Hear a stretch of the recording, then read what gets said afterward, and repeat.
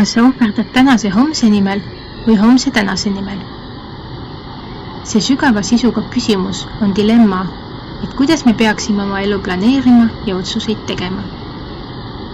See mõttekäik toob esile tasakaalu otsimise praeguse hetke ja tuleviku vahel, sundides meid mõtlema, mis on tõeliselt oluline ja milliseid kompromisse oleme valmis tegema oma eesmärkide saavutamiseks.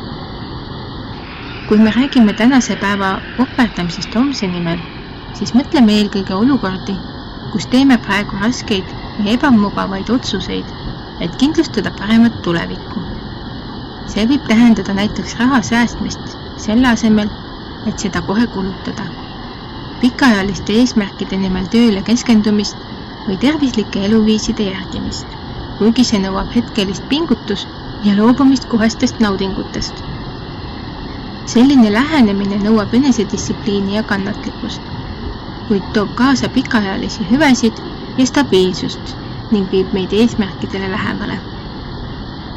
Teisalt, homse ohverdamine tänase nimel tähendab keskendumist praegusele hetkele ja selle nautimist, isegi kui see võib tulevikus teatud raskusi kaasa tuua.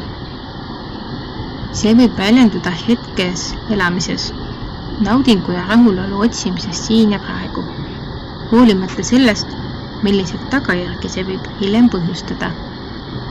Näiteks võib see tähendada spontaanset reisimist, hoolimata rahalistest tagajärgedest või hetke nautimist sõprade ja perega.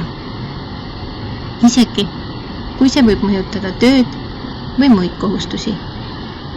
Selline lähenemine võib pakkuda suuremat õnne ja rahulolu praegusel hetkel, kuid see võib samas tekitada tulevikust stressi ja probleeme. Seda seetõttu, et üldiselt tähendab see tuleviku arvel elamist, ehk siis meie praegune heaolu tuleb kinni maksta tulevikus tehtava tööga. Näiteks, kui võtame pangast laenu selleks, et osta nüüd ja kohe endale kallis kohvimasin, minna reisile või osta endale uusi rõivaid, kui me ei suuda kõike seda kohe välja osta, tähendab see seda, et tegelikult ei saa me neid asju endale lubada. Tegelikult aga ei pea need kaks lähenemist olema teineteist välistavad. Oluline on leida tasakaal, mis võimaldab meil nautida hetke, ilma et see kahjustaks meie tuleviku väljavaateid.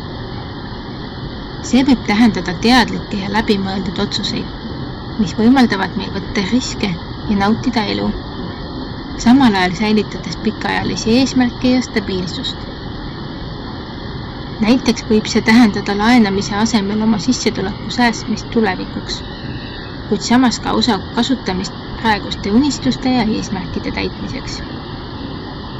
Ehk siis võtmesõna on tasakaal. Tundmaks täna rahulolu ei välista see ka tuleviku heaolu.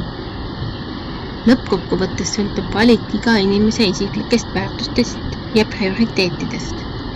Mõnele inimesele on oluline kindlustada stabiilne ja turvaline tulevik, samas kui teised eelistavad elada hetkes ja võtta riske, nautides elu täiel rinnal.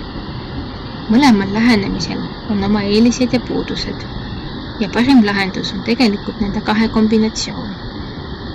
Oluline on mõista, et meie tänased otsused mõjutavad meie homset ja vastupidi ning seetõttu tuleks teha teadlikke valikuid, mis toetavad meie pikaajalist õnne ja rahulolu. Kokkuvõttes küsimus, kas sa ohverdad tänase homse nimel või homse tänase nimel, julgustab meid mõtlema oma prioriteetide ja väärtuste üle. See innustab meid leidma tasakaalu hetke nautimise ja tuleviku kindlustamise vahel. Aitäh ja järgmiste kohtumisteni!